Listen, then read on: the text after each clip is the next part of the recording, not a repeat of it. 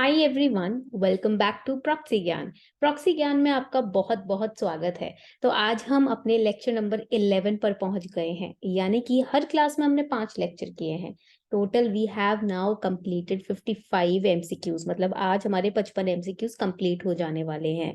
Lecture 11 पे आने से पहले मैं आपको ये बताना चाहती हूँ कि प्रॉक्सी ज्ञान ने स्टार्ट किया है BPSC test series. 1-on-1 mentorship है।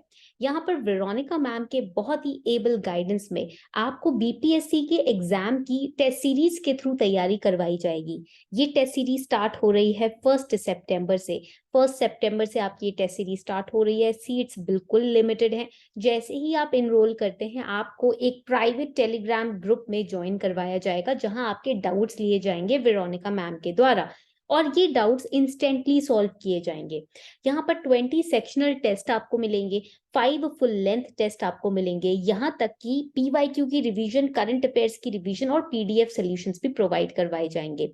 अगर आपको इस टेस्ट सीरीज में एनरोल करना है तो फंडा बहुत सिंपल सा है। ये जो क्यूआर कोड आपको दिख रहा है स्क्रीन पे, इसको आपको स्कैन करना है किसी भी पेमेंट ऐप से। उसके बाद 499 की अफोर्डेबल फीस पर आप इस टेस्ट सीरीज में एनरोल करेंगे। इस व्हाट्सएप नंबर पर आप अपना रिसीट हमें भेजेंगे ताकि हमारी टीम आपको टेस्ट सीरीज में एनरोल कर सके।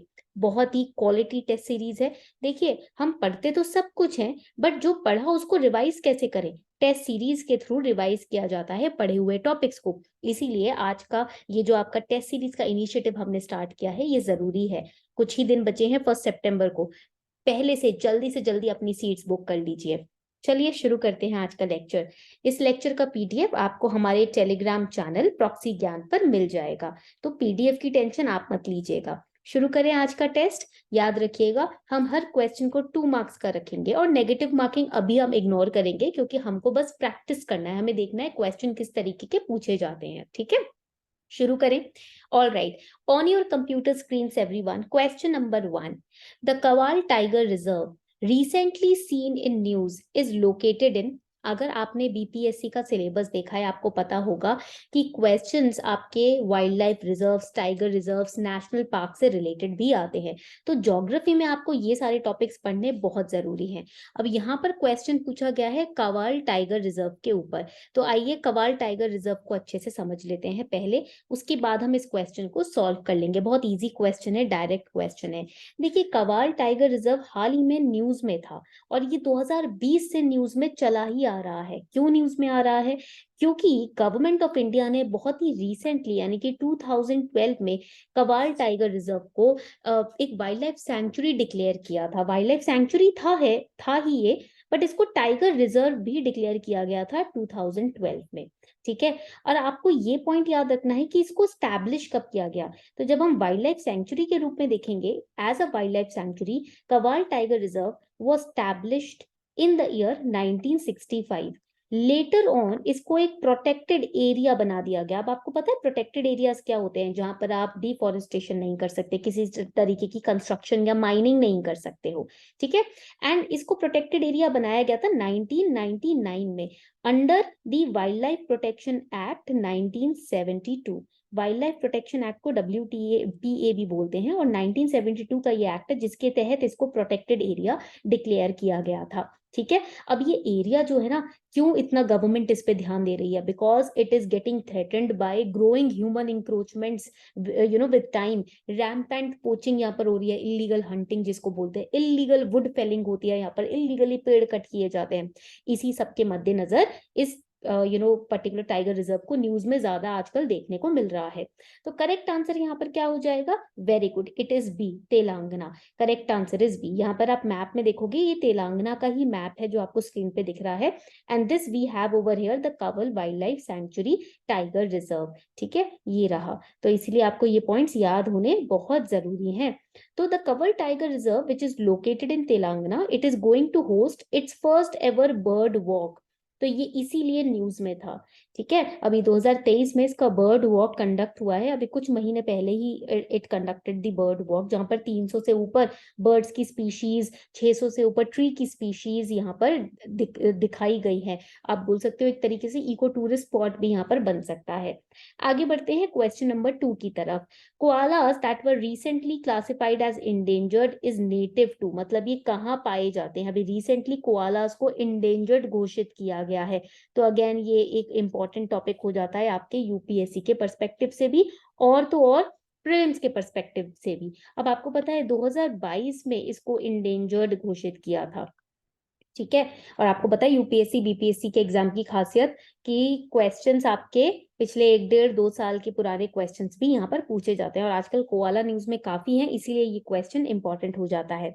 कोआला की अगर आप पॉपुलेशन की बात करें, अगर आप ऑस्ट्रेलिया में देखेंगे ना, कोआलास को एक्सटिंक्शन की कैटेगरी में डालने वाले हैं, वो लोग बोल रहे हैं, they are promoting this news कि we are going to very soon put koalas in the extinction category, and it is very sad. Why? Because the illegal poaching and the cutting down of trees, felling down of trees, all these contribute towards the extinction of the species, और काफी प्यारी species है koalas की। ठीक है, तो यहाँ पर ये पॉइंट बहुत इंपॉर्टेंट हो जाता है। आपको पता है 2019 में बुश फायर्स हुए थे ऑस्ट्रेलिया में, वाइल्ड फॉरेस्ट फायर्स, इसके चलते भी कोआलास की स्पीशीज नियर थ्रेटेंड लिस्ट में आ गई थी, जल गई थी इस वाइल्ड फायर में। क्लाइमेट चेंज की वजह से काफी सारी वाइल्ड फॉरेस्ट फायर्स हम न्यूज में आजकल देख रहे हैं। तो यहाँ पर करेक्ट आंसर क्या होगा? It is C, yes, Australia. आप देखोगे कोई भी ऑस्ट्रेलियन शो या कोई भी ऑस्ट्रेलियन कार्टून शो देखोगे ना, वहाँ कोआलास को ज्यादा दिखाया जाता है। So it is found in abundance in koalas. ठीक है, इसको इंडेंजर्ड घोषित कर दिया गया है because of the Bush fire जो 2019 में हुए थे, जिनकी वजह से इनकी स्पीशीज पूरी तरीके से डैमेज हो गई है, ध्वस्त हो गई है। आगे बढ़ते हैं, थर्ड क्वेश्चन पे आते हैं आज के। Software that enables a user to obtain secret information about another computers activities. कौन सा इनमें से वो सॉफ्टवेयर है जिसकी वजह से दूसरे के कंप्यूटर की जो सीक्रेट एक्टिविटीज है या जो भी एक्टिविटीज है वो सीक्रेटली आपको पता चल जाएंगी? मॉलवेयर, एडवेयर, स्पाईवेयर और ट्रैकवेयर। देखो वर्ड सीक्रेट आ रहा है, कभी कभी क्वेश्चन में ही उसका आंसर निहित होता है, यानी कि छुपा होता है। हमेशा ये पॉइंट याद रखिएगा, क्वेश्चंस में आंसर्स छुपे होते हैं। जो भी आप क्वेश्चन पूछ रहे हैं उसमें ही आपको आपके आंसर्स भी मिल जाएंगे। तो आइए, यहाँ पर करेक्ट आंसर है spyware. Yes, correct answer is spyware. ठीक है, चलो स्पाईवेयर हमको नाम से ही पता है, स्पाई का मतलब क्या होता है? जासूसी करना। वो किसी के भी कंप्यूटर में इन्फिल्ट्रेट कर सकता है, चोरी छुपे घुस सकता है, इंफॉर्मेशन स्टील कर सकता है, एक तरीके का मालवेयर होता है। मॉल मतलब होता है मलिशियस। ओके, ना सेकंड लास्ट क्वेश्चन पे आ रहे हैं। Param Pravega recently seen in news is a radio telescope, super computer, satellite launch vehicle or India's first quantum computer. जल्दी से बताएं। Param Pravega recently seen in news is a radio telescope, super computer, satellite launch vehicle or India's first quantum computer. Correct answer यहाँ पर क्या होगा? चलो देखते हैं, let's have a look at the answer. Correct answer is B, that is a super computer. चलो इसको भी पढ़ लेते हैं अच्छे से। The Indian Institute of Science has installed and commissioned Param Pravega. परम प्रवेगा आईआईएससी ने इंस्टॉल किया है, एक पावरफुल सुपर कंप्यूटर है। सुपर कंप्यूटर का मतलब होता है जब वो सारे मल्टीपल टास्क जो नॉर्मल कंप्यूटर, एवरेज कंप्यूटर ना कर सके, वो भी परफॉर्म कर दे हाई स्पीड पर continuously without stoppage, that is a super computer. इसको किसने डिजाइन किया है? Centre for development of advanced computing ने। ये थोड़े टेक्निकल न्यूज होती है जो आपको थोड़ी सी अब रटनी पड़ती है, बाकी तो हम फिर भी आइडिया लगा सकते हैं, बट यहाँ आपकी direct current affair related questions पूछे जा सकते हैं। आइए नेक्स्ट क्वेश्चन पे आते हैं। Fifth question, Kessler syndrome is associated with. अब ये बहुत अच्छा क्वेश्चन है क्योंकि ये साइंस एंड टेक से रिलेटेड और हिंदू न्यूज़पेपर में काफी बार आया था, काफी बार एडिटोरियल्स में ये क्वेश्चन आया, पूछा गया है। So what is Kessler syndrome? देखो होता क्या है, आपको पता है स्पेस पोल्यूशन भी होता है जब हमारे मिशंस, रॉकेट्स, ऑर्बिट्स जब स्पेस में जाते हैं ना, तो वहां पर कुछ ना कुछ अपने एक्सप्लोरेशन से रिलेटेड डेब्रिस, कुछ मेटल छोड़ ही जाते हैं। एंड वो डेब्रिस जो होता है, वो जो वेस्ट मटेरियल होता है स्पेस मिशन का, वो फ्लोट करता है स्पेस में और काफी पोटेंशियल हैजर्ड के तौर पे वो निकल के आ सकता है for the operational satellites which are already in the orbit. Okay, तो that is known as Kessler syndrome. The over population of space with objects and debris is known as Kessler syndrome. तो यहाँ पर correct answer हो जाएगा B, space junk. जितने भी हम mission conduct करते हैं, तो जब एक पॉइंट पर वो मिशन पहुंच जाता है, वो पीछे से कुछ ना कुछ मटेरियल मेटल छोड़ता ही है, and then it gets propelled into the different orbit. तो वो इस स्पेस जंक को, स्पेस डेब्रिक्स को या स्पेस के कूड़े को हम केसलर सिंड्रोम बोलते हैं.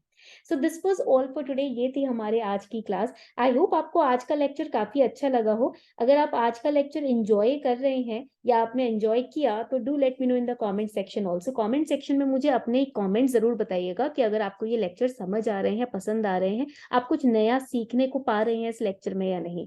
On this note we are wrapping up the session everyone. Thank you and have a wonderful day ahead.